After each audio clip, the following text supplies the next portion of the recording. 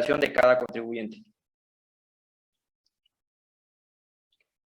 Aquí tenemos los archivos, que es la constancia de situación fiscal. Vemos el régimen, que dice régimen de las personas físicas con actividades empresariales y profesionales. Aquí vemos la fecha detallada de inicio, la descripción de las obligaciones de ese régimen, ¿sí? Y nos vamos a la opinión de cumplimiento. En ese caso, este cliente que se acercó al despacho tiene una opinión de cumplimiento positiva. Eso quiere decir que no tiene ningún cumplimiento por realizar, ¿sí? Y esa es la información de la facturación emitida al 2019. Es un cliente de Seguros Monterrey. Y vemos que llega a los 450,000 pesos. Y el análisis es el siguiente. Revisamos que el ejercicio 2021 sus pagos fueron casi nulos en los meses correspondientes. Revisamos su fuente de ingresos referente a facturación y nos percatamos que únicamente recibe ingresos por su cliente Seguros Monterrey. Debido a ese tema, nos enfocamos en algo en particular que le está afectando: la retención que marca el artículo 106 de la Ley de Impuestos sobre la Renta. Cuando los contribuyentes presten servicios profesionales a las personas morales, estas deberán retener como pago provisional el monto que resulte de aplicar la tasa del 10% sobre el monto de los pagos que les efectúen. Entonces, aparentemente el cliente no ha tenido mucho importe a pagar, pero en realidad era porque la retención lo estaba evitando. Él estaba destinando ese importe como pago a cuenta de la declaración anual. Retenciones de ISR en régimen simplificado de confianza. Cuando realicen actividades empresariales, profesionales o se otorguen el uso o goce temporal de bienes a personas morales, estas deberán retener al contribuyente el 1.25% sobre el monto del pago que le efectúen, sin incluir IVA, proporcional al comprobante fiscal que contenga el monto retenido y enterado al SAT el día 17 del mes inmediato posterior. Dicha retención será considerada en el pago mensual que debe presentar la persona física, es decir, se podrá restar del cálculo del impuesto sobre la renta. Mi compañero Eric. Bueno, en este caso, maestra, le hicimos una comparativa de facturación entre, obviamente, si se quedaba como actividad profesional o se pasaba al reciclo. Inicialmente, como platicaba mi compañero Gandhi, no necesariamente es enfocarnos en la parte fiscal, ¿no? Porque la parte fiscal nos determina o nos lleva a pagar impuestos o no pagar.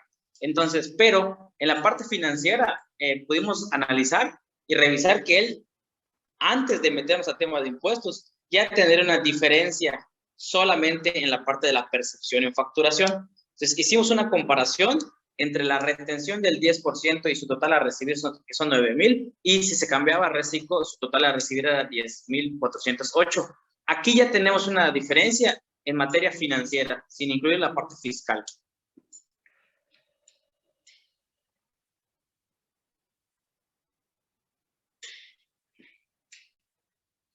Presentamos también una comparativa de una declaración. No entramos tanto a detalle de las tablas y todo, porque pues obviamente ya lo platicamos con anterioridad. Hicimos los datos generales o la relación de información, si se mantiene en actividad profesional, sus ingresos y las deducciones, tanto en los conceptos gasolina, servicios administrativos, papelería, ¿no?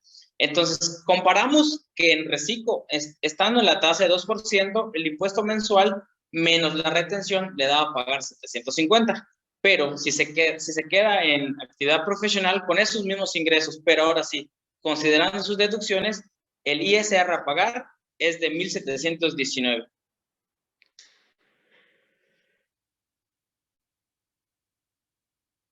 Señalamos un punto aquí importante para el contribuyente, que por lo que se refiere al IVA, no se contempla una mecánica distinta al pago de por lo que se determinaron los pagos mensuales de este impuesto conforme a lo dispuesto en la ley.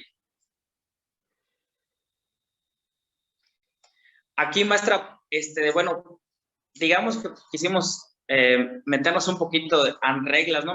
Más que nada dejando una parte de las leyes en las reglas ya en la práctica, ¿no? Ya entrando el régimen en vigor, ¿no? Aquí nos señala un punto que son los ingresos extraordinarios que no se considerarán en el límite máximo para tributar en el reciclo. Como bien ya hemos platicado, mis compañeros nos decían que el límite eran 3.5 millones, pero en la miscelánea fiscal nos establecieron una regla, en la regla 3.13.5, de qué ingresos no se deben considerar en los 3.5 millones.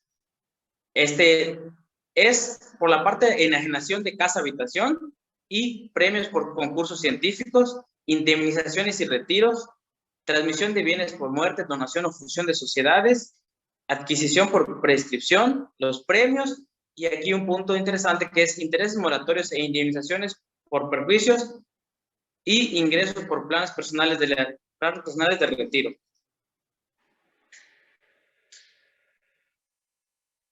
Aquí directamente ya especificamos cómo sería el aviso, ¿no? Si en este caso el cliente se quisiera cambiar con referencia a la fecha que nos visitó, en la regla 3.13.23 nos señala que para tributar en el reciclo persona física deberán de presentar el aviso de activación de actividades económicas y obligaciones de conformidad en lo establecido en la ficha de trámite 71 del Código Fiscal, y únicamente, sin tanto relajo, era meramente meter un aviso de activación de actividades.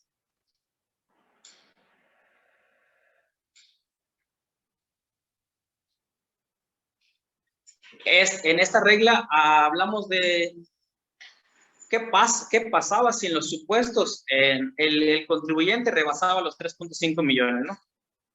Para efectos del artículo 113, párrafo tercero de la ley DSR, no se serán aplicables a los contribuyentes las disposiciones del régimen simplificado de confianza en el año de tributación en el que se dé cualquiera de los dos supuestos establecidos en el propio precepto, que se pasen por la cantidad o que omitan sus declaraciones. En el mes que se actualice cualquiera de esos supuestos, los contribuyentes deberán presentar al mes siguiente las declaraciones complementarias de los meses anteriores. Un ejemplo, vamos a suponer que en agosto se haya pasado de los 3.5 millones. En inicio, en ley, pensábamos que era, no sé, en agosto se pasó, en septiembre presentaba ya como empresarial. Pero en regla nos dijeron, no, tienes que meter tus declaraciones complementarias desde el 1 de enero. Entonces era muy importante que el cliente tenga en cuenta sus deducciones, porque regresando al régimen anterior le iba a afectar totalmente, ¿no?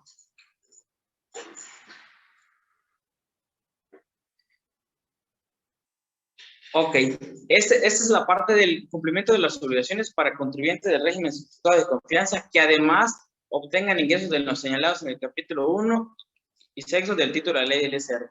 Es la regla 3.13.9, ¿no? Los contribuyentes del reciclo, personas físicas que además obtengan ingresos de los señalados en los capítulos 1, sueldos, y 6, intereses del capítulo 4 de la ley de CR, deberán determinar de forma independiente el impuesto anual inherente a los citados capítulos. Como bien señalaba, si nos pasamos a reciclo, una declaración sería por reciclo y si tenemos sueldos y salarios, la otra sería por sueldos y salarios. En temas de planificación o estrategia, muchas veces al cliente se le dice que la deducción personal no sirve para reciclo, pero si eres sueldos y salarios, sí te puede servir. ¿Por qué? Porque son dos declaraciones diferentes. Aquí, facilidades para personas físicas y morales que tributen conforme a la sección cuarta del capítulo 2, título y cuarto, y regla 3.13.19. Quedarán relevados de cumplir con las siguientes obligaciones: enviar la cantidad electrónica e ingresar de forma mensual su información contable en términos de lo señalado en el artículo 28, fracción cuarta del Código Fiscal de la Federación, y quedan también relevados de presentar la DIOT.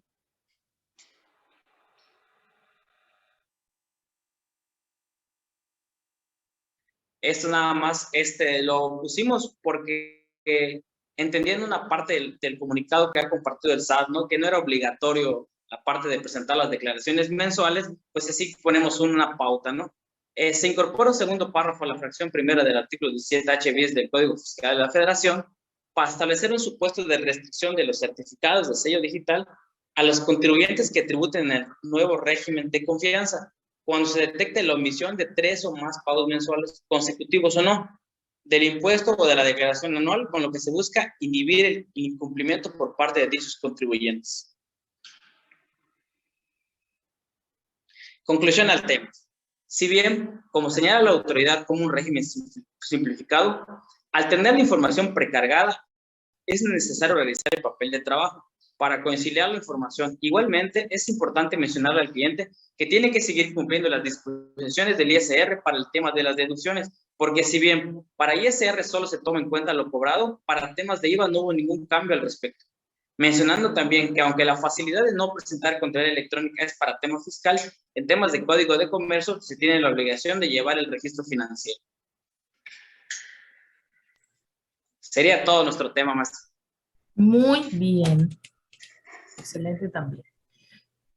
Me encanta que, aunque varios coincidieron en tema reciclo, hablaron de cosas y casos prácticos diferentes. Eso estuvo excelente. Muy bien, muy bien. Creo que tendría que puntualizar, pero está todo excelente.